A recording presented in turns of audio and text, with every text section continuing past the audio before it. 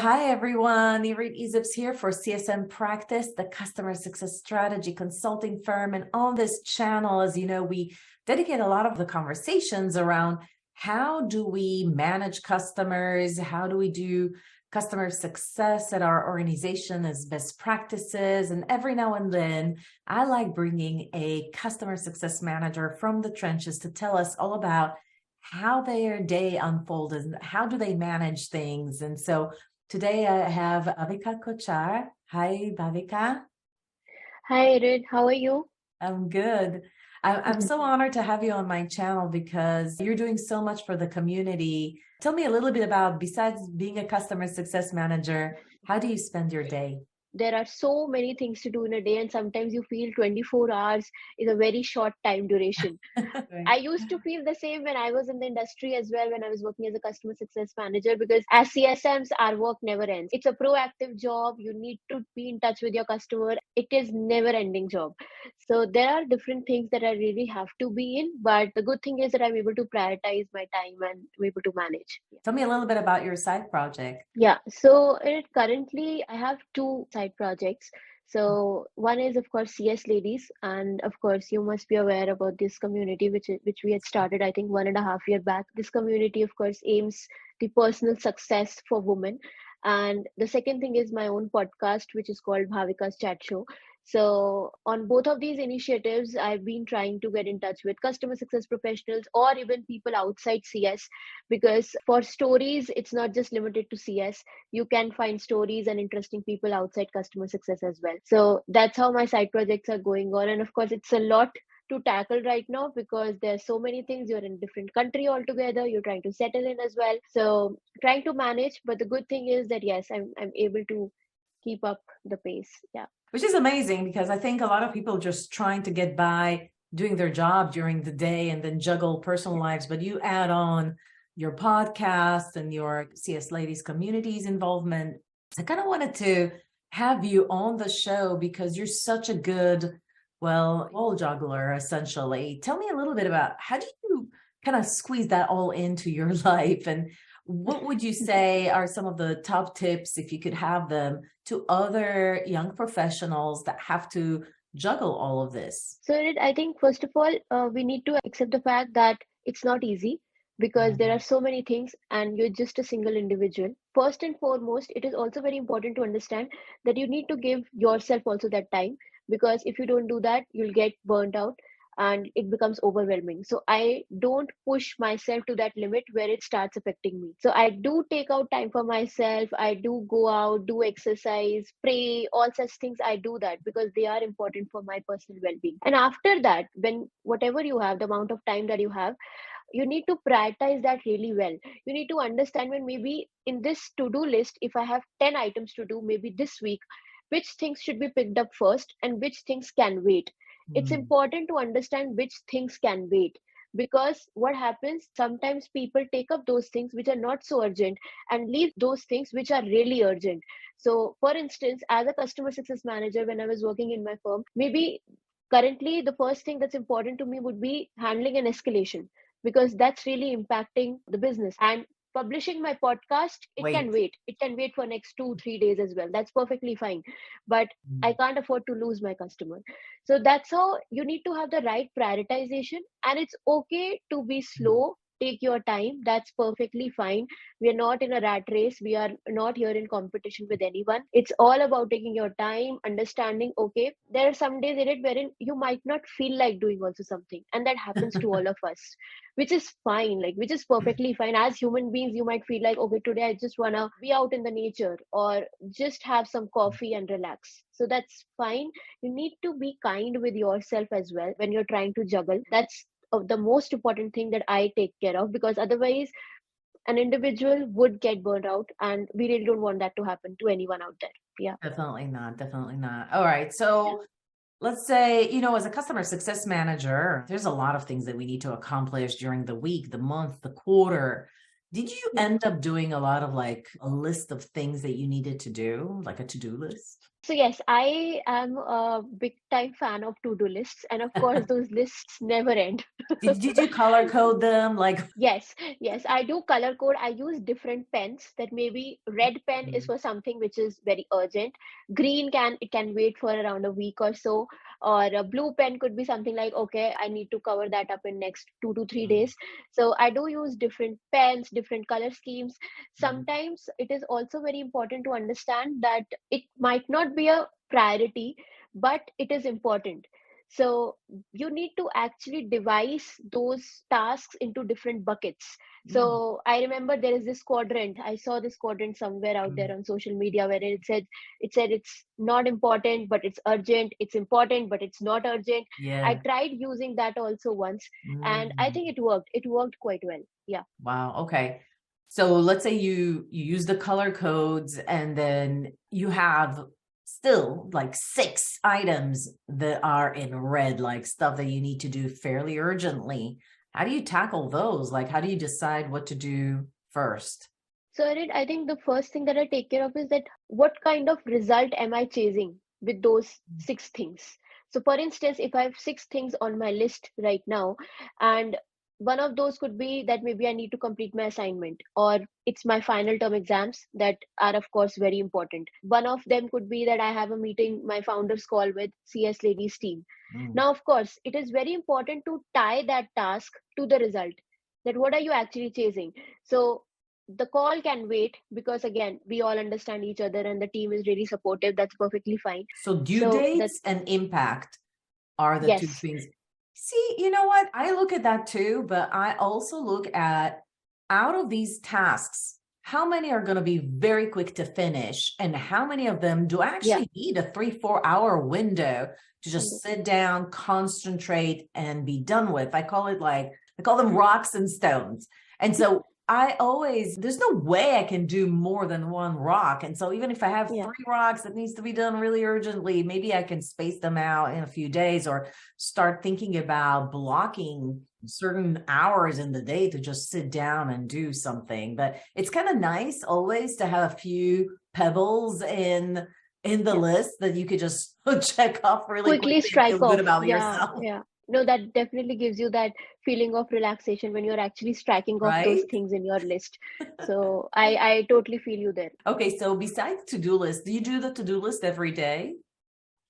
So I prefer before sleeping, I definitely make a to-do list for the next day. That's what it's Uh-huh. been working out for me from, I think, 4 to 5 years. I've been following this and it's working great. Yeah. Wow. Okay. Another way that I do my to-do list is to actually create a sort of like a quadrant inside of Yeah. I have a notebook. I'm not gonna lie. And so I sort of create a quadrant, kind of like you said that you would, Yeah. but Yeah. because I'm also like a business owner, so typically I have to do like one quadrant, maybe like personal stuff. The other one Got it. is marketing related, and then the other one is Yeah. sales, and then the other one is customers. Did you end up like doing sort of like different lists and try to squeeze them? I feel like when I do that, it forces me to think about what is it that I Think need about to each. do for each one Yeah. of these core items or core criterias or categories of list of things that I need to do. So in your case, it would be as a CSM, it might be, okay, things that I need to do for customers, things that I need to do for my team, things that I need to do for my personal home stuff, or things that I Yeah. need to do in general for my career. Yeah. Did you ever kind of thought about it in different Yes. criterias? Yes, sir. That's really important to do. Why? Because I think the situation that you mentioned, wherein we have different things in our life, and if we just keep a single to-do list, which is quite generalized in nature, you might miss out on some specific things That's right. in regards to that specific domain. So I think I'm very much there with you. It is very important to divide these to-do lists also as per different priorities in your life. So for instance, when I was a CSM, okay, what are the things that I have to do at work? What do I have to do at home? Where can I spend my time for myself, or maybe for my parents, for my family? What can I do for them? Because they are also a really important part of our life. What can I do for my personal brand? What can I do for my podcasting? Also, then networking. That's something else. That's another domain altogether, because you might like to get on calls with people, try to understand them. And of course, I love networking. I really can't be without networking. I love talking to people, knowing their stories, knowing their pain points. So that's another domain that I used to look at. Apart from that, okay, then there is one very important segment in my life wherein I really want to help out people. And that's how, okay, I devise the time that maybe on Thursdays or Fridays, my calendar is open for people out there. They can book that time. I can help them with resume reviews and job search and stuff like this. So as per your priorities in life, you can have these different buckets and then list down all the tasks under these domains. And of course, then you can maybe also come to a generalized to-do list for all these domains, that okay, what is important for my personal growth, what is important for my career. When I was working, I was also looking at, okay, I have to go for my higher education.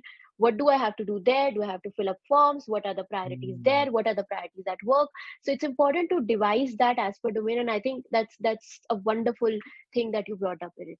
Yeah, I'm glad you're doing that too. So let's talk a little bit about the CSM. We have so much coming our way, and a lot of times customer success managers feel reactive. How do you get away from that and just like answering emails and having your calendar constantly bombarded with meetings? How do you get away from that? How do you block that time for yourself to do those list of things that you wanted to get around to? Tell me a little bit about how you manage your time and how do you manage your calendar? Yes. So I think, of course, as a CSM, there are a lot of things that come on our head. Sometimes there are meetings with stakeholders and they can be impromptu. Something is happening, you need to join them, or customers are emailing you, maybe around support issues. They're not so very clear that, okay, they need to get back to the support team. Rather, they'll get back to you that please solve this for us. Now, I think the first very important thing is that you need to understand what falls in line with your roles and responsibilities. So for instance, you get some mails around support issues, you can just redirect them to the support team, because again, we have a specialized support team who can handle that thing. So it's important to, like you just said, strike off those smaller things. Okay, you're just redirecting them to the other team, and the team can take care of it.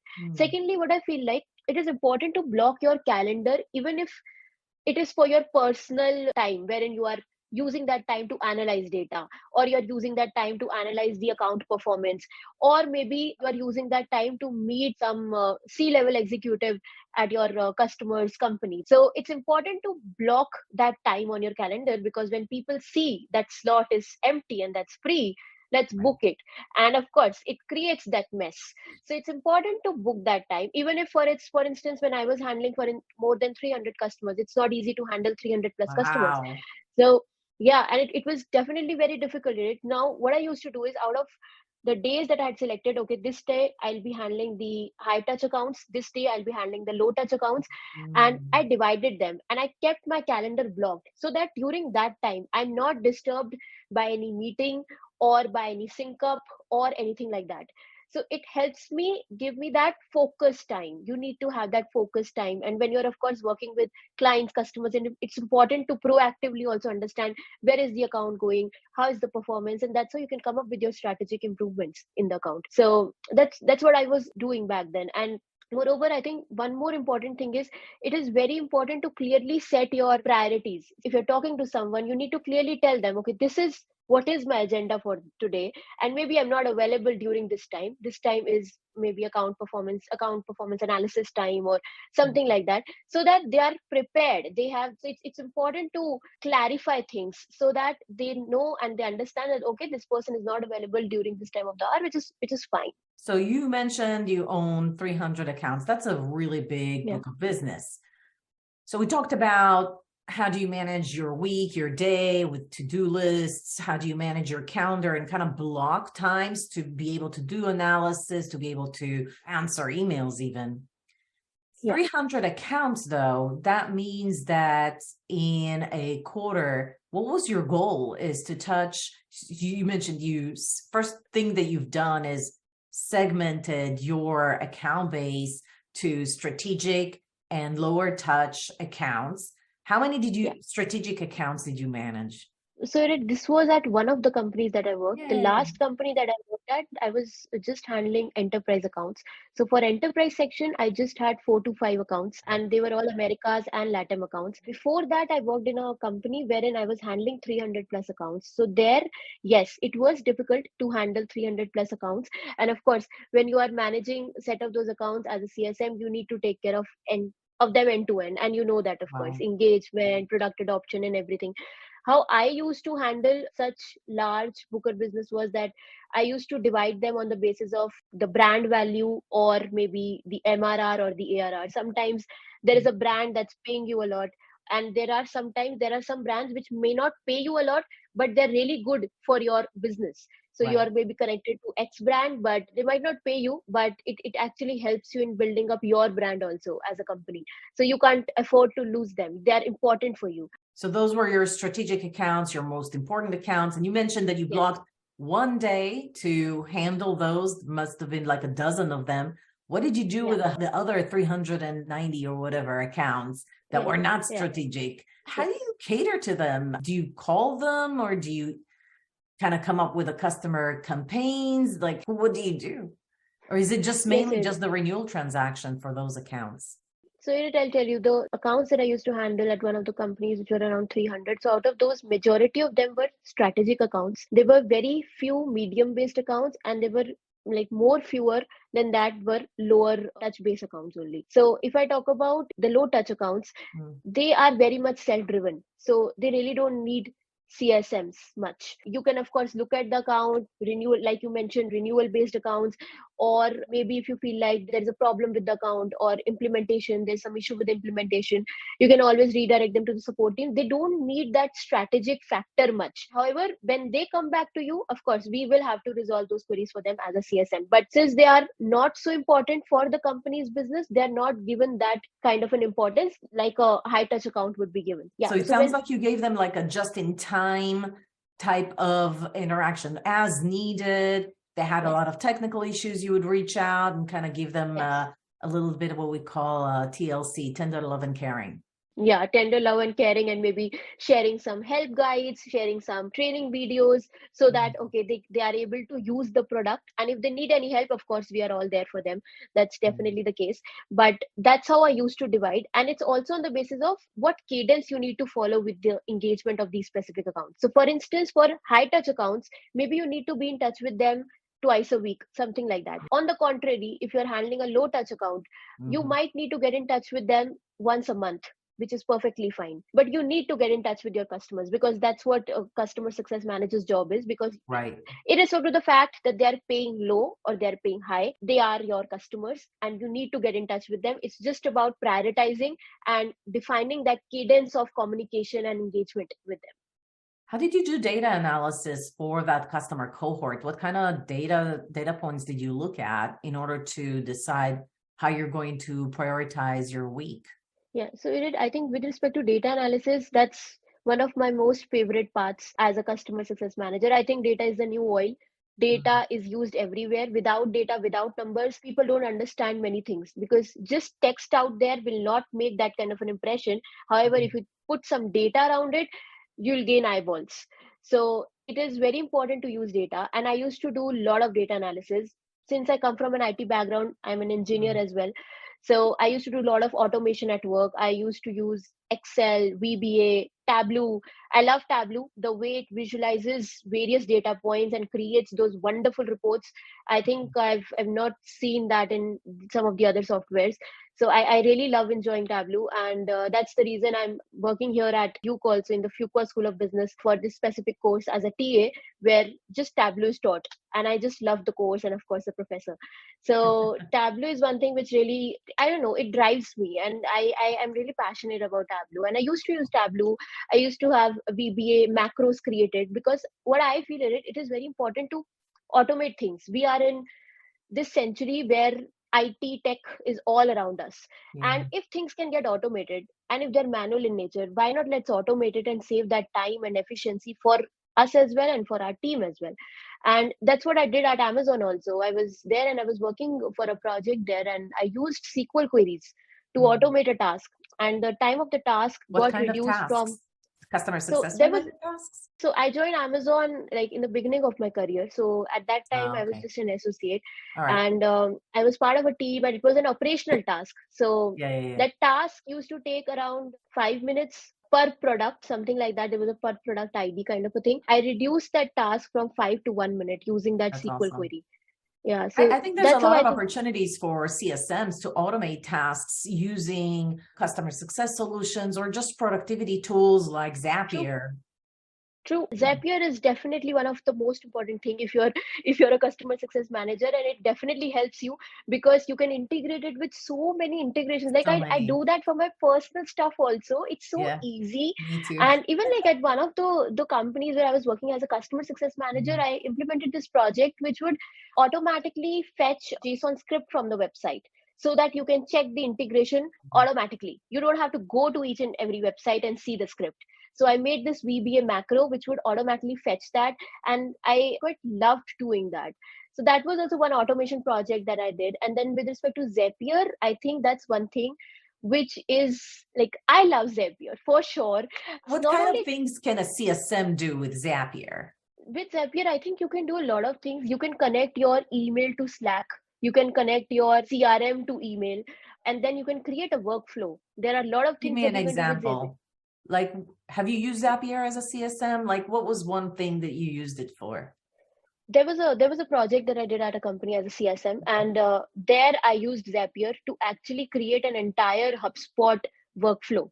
So I'll tell you, Mm. for instance, when users land on the website and they give scores, right? The NPS scores, that how likely are you to recommend this product to someone in your Yeah. audience or network, and they rate us on from a like on a rating of 0 to 5. What we were trying to do there was that get these ratings to the specific CSMs in their Slack chats so Oh, that so they can immediately see it and they can they can immediately immediately see it.